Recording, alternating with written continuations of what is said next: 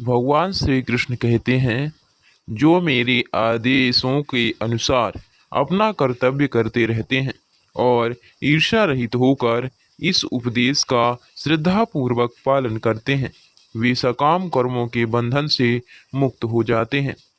श्री भगवान श्री कृष्ण का उपदेश समस्त वैदिक ज्ञान का सार है। अतः किसी अपवाद के बिना यह शाश्वत सत्य है। जिस प्रकार वेद शाश्वत हैं, उसी प्रकार श्री कृष्ण भावनामृत का यह सत्य भी शाश्वत है। मनुष्य को चाहिए कि भगवान से ईर्ष्या किए बिना इस आदेश में दृढ़ विश्वास रखे। ऐसे अनेक दार्शनिक हैं जो भगवत गीता पर टीका रचते हैं, किंतु श्री कृष्ण में कोई श्रद्धा नहीं रखते। वे कभी भी सकाम कर्मों के बंधन से मुक्त नहीं हो सकते, किंतु एक सामान्य पुरुष भगवान के इन आदेशों में दृढ़ विश्वास करके कर्म नियम के बंधन से मुक्त हो जाता है, भले ही वह इन आदेशों का ठीक से पालन ना कर पाए। श्री कृष्ण भावनामृत के आरंभ में भले ही श्री कृष्ण के आदेशों का पूर्णतया पालन ना हो पाए, किंतु चूंकि मनुष्य इस नियम से रुष्ट नहीं होता और पराजय तथा निराशा का विचार किए बिना निष्ठापूर्वक कार्य करता है, अतः वह विशुद्ध श्री कृष्ण भावनामृत को प्राप्त होता है। ज्ञानी पुरुष भी अपनी प्रकृति के अनुसार कार्य करता है, क्योंकि सभी प्राणी तीनों गुणों से प्राप्त अपनी प्रकृति का ही अनुसरण करते हैं।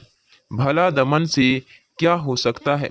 श्री कृष्ण भावनामृत के दिव्य पद पर स्थित हुए बिना प्रकृति के गुणों के प्रभाव से मुक्त नहीं हुआ जा सकता, जैसा कि स्वयं भगवान ने 7वें अध्याय में कहा है।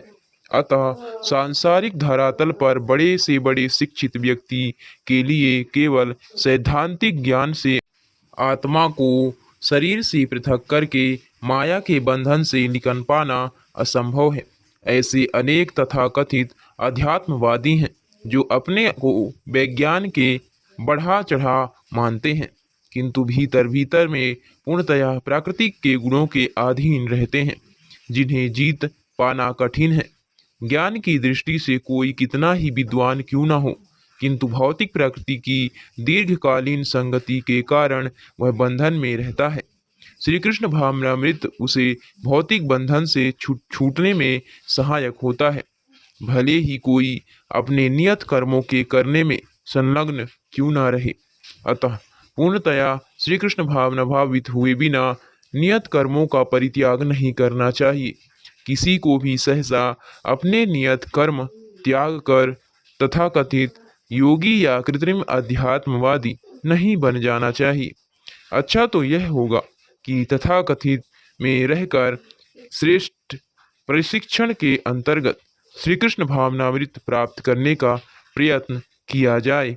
इस प्रकार श्री कृष्ण की माया के बंधन से मुक्त हुआ जा सकता है। प्रत्येक इंद्रिय तथा उसके विषय से संबंधित राग द्वेष को व्यवस्थित करने के नियम होते हैं। मनुष्य को ऐसे राग तथा द्वेष के वशीभूत नहीं होना चाहिए, क्योंकि ये आत्म साक्षात्कार के मार्ग में अवरोधक हैं। जो लोग श्री कृष्ण भावना भावित हैं, वे स्वभाव से भौतिक इंद्रिय तृप्ति में रत होने में झिझकते हैं, किंतु जिन लोगों की ऐसी भावना ना हो, उन्हें शास्त्रों के मय नियमों का पालन करना चाहिए। अनियंत्रित इंद्रिय भोग ही भौतिक बंधन का कारण है, किंतु जो शास्त्रों के यम नियमों का पालन करता है, वह इंद्रिय विषयों में नहीं फंसता। उदाहरणार्थ, यौन सुख बद्ध जीव के लिए आवश्यक है और विवाह संबंध के अंतर्गत यौन सुख की छूट दी जाती है। शास्त्रीय आदेशों के अनुसार अपनी पत्नी के अतिरिक्त अन्य किसी स्त्री के साथ संबंध वर्जित है। अन्य सभी स्त्रियों को अपनी माता मानना चाहिए, किंतु इन आदेशों के होते हुए भी मनुष्य अन्य स्त्रियों के साथ संबंध स्थापित करना चाहता है। इन प्रवृत्तियों को दमित करना होगा, अन्यथा वे आत्म साक्षात्कार के मार्ग में बाधक होंगी। जब तक यह भौतिक शरीर रहता है, तब तक शरीर की आवश्यकताओं को यम नियमों के अंतर्गत पूर्ण करने की छूट दी जाती है, किंतु फिर भी हमें ऐसी छूटों के नियंत्रण पर विश्वास नहीं करना चाहिए। मनुष्य को अनासक्त रहकर इन नियमों का पालन करना होता है, क्योंकि नियमों के अंतर्गत इंद्रिय तृप्ति का अभ्यास भी उसे पथभ्रष्ट कर सकता है। जिस प्रकार की राजमार्ग तक में दुर्घटना की संभावना बनी रहती है, भले ही इन मार्गों की कितनी ही सावधानी से देखभाल क्यों ना की जाए, किंतु इसका कोई आश्वासन नहीं दे सकता कि सबसे सुरक्षित मार्ग पर भी कोई खतरा नहीं होगा। भौतिक संगति के कारण अत्यंत दीर्घकाल से इंद्रिय सुख की भावना कार्य करती रही है। अतः नियमित इंद्रिय भोग के बावजूद भी गुमराह होने की हर संभावना बनी रहती है। अतः नियमित इंद्रिय भोग के बावजूद भी गुमराह होने की हर संभावना बनी रहती है। किसी भी आसक्ति से बचना चाहिए, लेकिन श्री कृष्ण भावनामृत ऐसा है कि इसके प्रति आसक्ति से या सदैव श्री कृष्ण की प्रेमा भक्ति में कार्य करते रहने से सभी प्रकार के इंद्रिय कार्यों से विरक्ति हो जाती है। अतः मनुष्य को चाहिए कि वह किसी भी अवस्था में श्री कृष्ण भावनामृत से विरक्त होने की चेष्टा ना करे। समस्त प्रकार की इंद्रिय आसक्ति से विरक्ति का उद्देश्य अंततः श्री कृष्ण भावनामृत के पद पर आसीन होना है। मनुष्य को चाहिए कि बुद्धि के द्वारा आत्मा की स्वाभाविक स्थिति को ढूंढे और फिर मन को निरंतर श्री कृष्ण भावनामृत में लगाए रखें। इससे सारी समस्या हल हो जाएगी। सामान्यतः नवदीक्षित अध्यात्मवादी को इंद्रिय विषयों से दूर रहने की सलाह दी जाती है, किंतु इसके साथ साथ मनुष्य को अपनी बुद्धि का उपयोग करके मन को सशक्त बनाना होता है। यदि कोई बुद्धिपूर्वक अपने मन को भगवान के शरणागत होकर श्री कृष्ण भावनामृत में लगाता है, तो मन स्वतः सशक्त हो जाता है। और यद्यपि इंद्रियां सर्प के समान अत्यंत बलिष्ठ होती हैं, किंतु ऐसा करने पर वे दंत विहीन सांपों के समान सशक्त हो जाएंगी।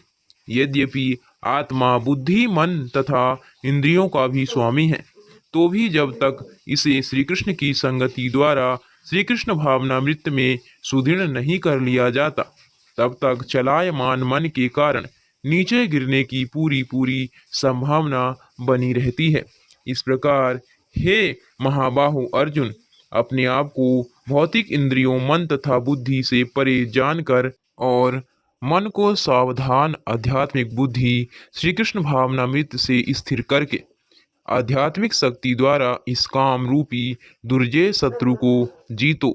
भगवत गीता का यह तृतीय अध्याय निष्कर्षतः मनुष्य को निर्देश देता है कि वह निर्विशेष शून्यवाद को चरम लक्ष्य न मानकर अपने आप को भगवान का शाश्वत सेवक समझते हुए श्री कृष्ण भावनामृत में प्रवृत्त हो। भौतिक जीवन में मनुष्य काम तथा प्रकृति पर प्रभुत्व पाने की इच्छा से प्रभावित होता है। प्रभुत्व तथा इंद्रिय तृप्ति की इच्छाएं बद्ध जीव की परम शत्रु हैं, किंतु श्री कृष्ण भावनामृत की शक्ति से मनुष्य इंद्रियों मन तथा बुद्धि पर नियंत्रण रख सकता है। हरे कृष्णा हरि बोल।